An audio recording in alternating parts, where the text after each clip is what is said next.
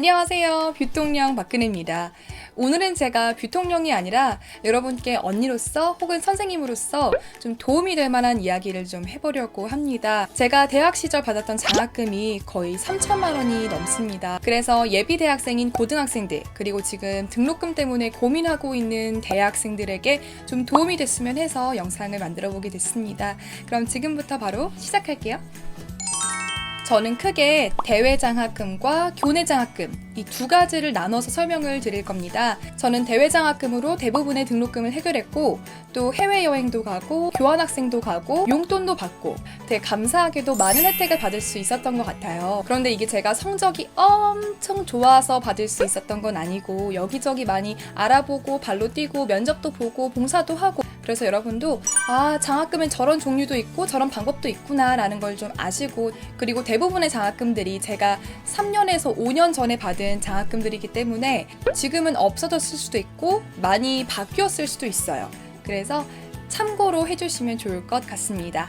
대외 장학금 먼저 소개해드리겠습니다. 첫 번째 장학금은 우양마루 장학금입니다. 우양은요, 어려운 이웃들에게 먹거리를 지원하는 사업을 하고 있는 재단이고 또 많은 학생들에게 장학금을 지원하는 사업을 하고 있습니다. 제가 가장 많은 장학금을 받았고 또 가장 많은 사회적 교류도 하고 오랫동안 활동했던 곳이기도 하고요.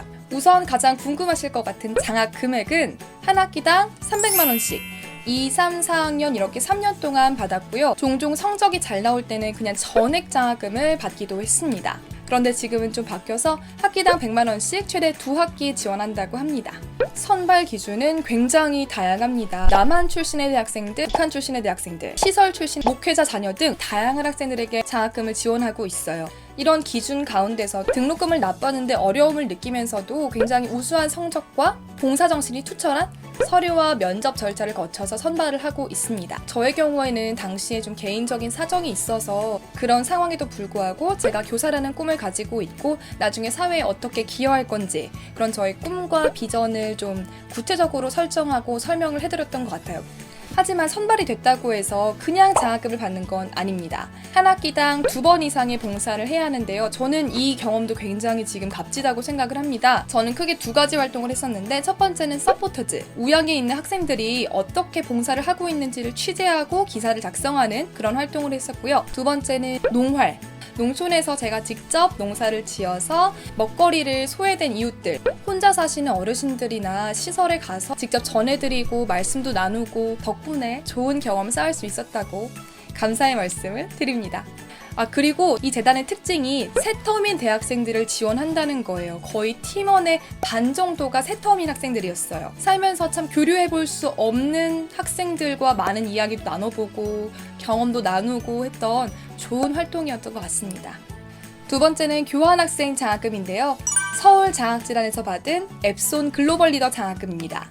교환학생 장학금은 크게 2가지가 유명합니다. 첫 번째는 미래에셋 장학금, 그리고 두 번째가 앱손 글로벌 리더 장학금입니다. 미래에셋 교환학생 장학금을 간단히 설명드리면 상경, 인문, 이공, 기타 이렇게 계열을 나눠서 장학금을 지급하고 아시아 쪽으로 간 학생은 500만 원, 기타 지역으로 간 학생들은 700만 원 이렇게 나눠서 지급을 합니다. 제가 받았던 앱손 글로벌 리더 장학금은 70명을 선발했고 한 명당 500만 원씩 지원을 했습니다. 선발 기준은 따로 계열을 나누지 않았고 서울 소재에 있는 대학교에 다니는 재학생들, 성적도 받고 자기소개서, 면접 이런 것들을 통해서 글로벌 리더십, 인성, 그리고 미래 성장 가능성 등을 확인했던 것 같습니다. 그리고 저는 핀란드로 교환학생을 다녀왔는데 제가 1순위로 가고 싶었던 학교에는 실제 고등학교에 방문해서 수업을 참관할 수 있는 그런 필드 트립이 있었어요. 꼭 좋은 교육 문화를 배워와서 나중에 교단에 섰을 때 학생들에게 꼭 전해주고 싶다. 제 뚜렷한 생각과 목표를 소신 있게 말씀드렸어요. 그런 점들을 좀 좋게 봐주셨던 것 같아요. 내가 왜 그곳에 가야 하고 내가 그곳에 가서 나중에 어떻게 성장할 건지 그리고 사회에 어떻게 기여할 것인지 그런 성장 계획과 미래에 대한 비전을 잘 어필하면은 좋게 봐주시는 것 같아요. 활동했던 내용은 서포터즈처럼 제가 현지에서 지내는 모습을 사진이나 글로 적어서 게시하는 것 정도? 근데 이게 2016년도 이후로 선발 공고가 없는 걸 보니까 올해 이후로 또 선발을 할지는 잘 모르겠어요. 그래서 일단 미래에셋은 계속 선발을 하고 있으니까 관심 있는 학생들은 찾아보시면 될 것 같아요. 세 번째는 굉장히 유명한 장학금이죠. 삼성 드림클래스입니다. 삼성에서는 대학생 강사를 선발해서 중학생들 중에 저소득층이면서 성적에 어려움을 느끼고 있는 학생들을 대상으로 무료로 방과후를 진행할 수 있게 하면서 대학생에게는 강사료로 장학금을 지급하는 프로그램을 진행하고 있습니다. 이 장학금이 굉장히 유명한 이유는 장학금이 빵빵하기 때문입니다. 웬만한 알바비보다 많이 받고요. 웬만한 과외비 정도를 받기 때문에 경쟁률이 치열한 것 같아요. 크게 두 부류의 강사를 선발을 하는데요. 주중 주말 강사, 방학 캠프 강사. 방학 캠프 강사는 딱 한 달 동안 활동하고 250만 원 받는 것으로 알고 있습니다.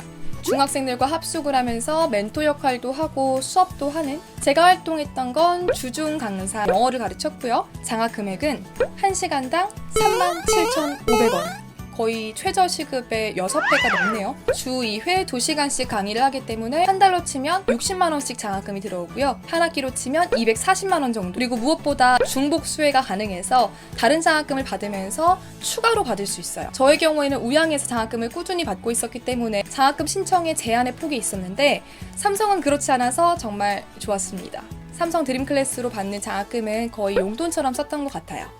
그럼 이 꿀 장학금을 어떻게 받느냐? 먼저 서류 심사를 하고요. 면접을 보는데 당연히 강사니까 강의 시연을 하겠죠. 저의 경우에는 영어를 가르쳤기 때문에 투부정사, 과거분사, 관계대명사 등등 중학생 수준의 문법에 관한 내용들을 랜덤으로 설명을 해야 하는, 저는 아마 투부정사를 뽑았던 것 같아요. 어떤 용법이 있는지 설명을 하고 3분 정도 시연을 했던 것 같습니다. 그 외에는 뭐 자기소개라든지 입사 면접과 비슷한 내용의 질문들을 받았던 것 같아요. 그리고 또 특이한 건 대외 활동이나 장학금을 받으면서 이건 유일무이했던 것 같아요. 인성검사를 받았습니다. 아무래도 누군가를 가르치는 직업이고 중학생들이 얼마나 대학생 선배들의 말에 영향을 많이 받겠어요. 저는 그거는 일리가 있다고 봅니다. 짧은 면접 시간 내에 판단할 수 없는 이 친구의 도덕성이나 사회성 등을 보는 시험을 간단하게 봤던 것 같아요. 우리가 흔히 알고 있는 뭐 사트 같은 삼성 인적성 검사 정도는 아니지만 간단히 내 성격이나 성향을 파악할 수 있는 정도의 문제들이 좀 많이 나왔던 것 같아요.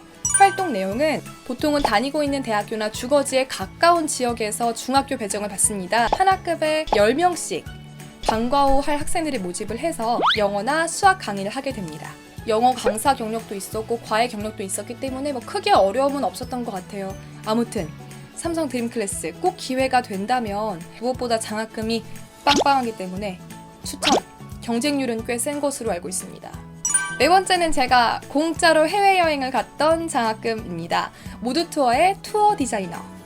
이 프로그램은 모두투어에서 관광학과 학생들을 대상으로 여행 실무 경험을 쌓게 해주는 좋은 프로그램이에요. 학생들이 직접 여행 상품을 만들어 보고 이 여행 상품으로 직접 관광을 할 수 있게 지원해주는 장학 프로그램인 거예요. 그래서 장학금은 3일에서 5일 정도의 해외 탐방 경비 전액입니다. 항공비, 숙박비, 식비, 간단한 쇼핑비 전부를 지원받았습니다. 저는 북경에 다녀왔고 그 이후의 학생들은 코타키나발루, 또 대만 선발 기준은 아쉽지만 전공에 제한이 있습니다. 저와 같은 관광학과 학생들만 지원할 수 있고요. 지원할 때 당연히 지원서와 자기소개서, 그리고 해당 여행지에 여행 일정 PPT를 제출해야 됐어요. 얼마나 기획력이 있는지, 매력 있는 관광 상품을 만들 수 있는지 그런 역량을 평가하는 포트폴리오를 제출해야 했습니다. 활동 내용은요, 팀별로 제작한 여행 일정으로 실제 여행을 해보고 돌아온 다음에 진짜로 여행 상품을 한번 기획을 다시 해보는 거예요. 실제 여행사 실무를 간접적으로 체험해볼 수 있는 굉장히 좋은 기회였던 것 같습니다. 지금까지 대외 장학금 소개해드렸고요. 지금부터는 교내 장학금을 소개해드리겠습니다. 아무래도 제가 나왔던 경희대학교 위주로 소개가 될 거고요.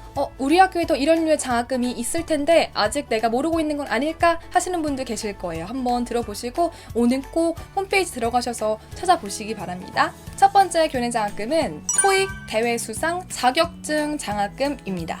제가 다녔던 경희대학교 호텔관광대학에서는 재학 중에 대회에서 수상을 하거나 자격증을 따거나 혹은 토익을 봐서 800점이 넘었을 때 지원금을 줍니다. 일단 장학 금액은 토익을 800점을 넘겼을 때의 토익 시험 비용을 지원해 줍니다. 그리고 대회 수상이란 자격증은 각각 한 건당 20만 원씩 지원해 줍니다. 그래서 저는 대회 수상 한 건 내고 자격증 한 건 내서 총 80만 원 받았던 걸로 기억을 해요. 다음 두 번째는 매그놀리아 스토리 장학금입니다. 매그놀리아는 경희대학교의 교화인 백합을 의미합니다. 경희대학교 교수, 교직원, 동문들이 좋은 취지로 기부한 금액을 모아서 장학금의 형태로 전달하는 그런 프로그램입니다. 저는 당시에 70만 원을 받았고요. 신청서, 학업계획서, 교수님 추천서를 제출했습니다. 활동 내용은 따로 없습니다.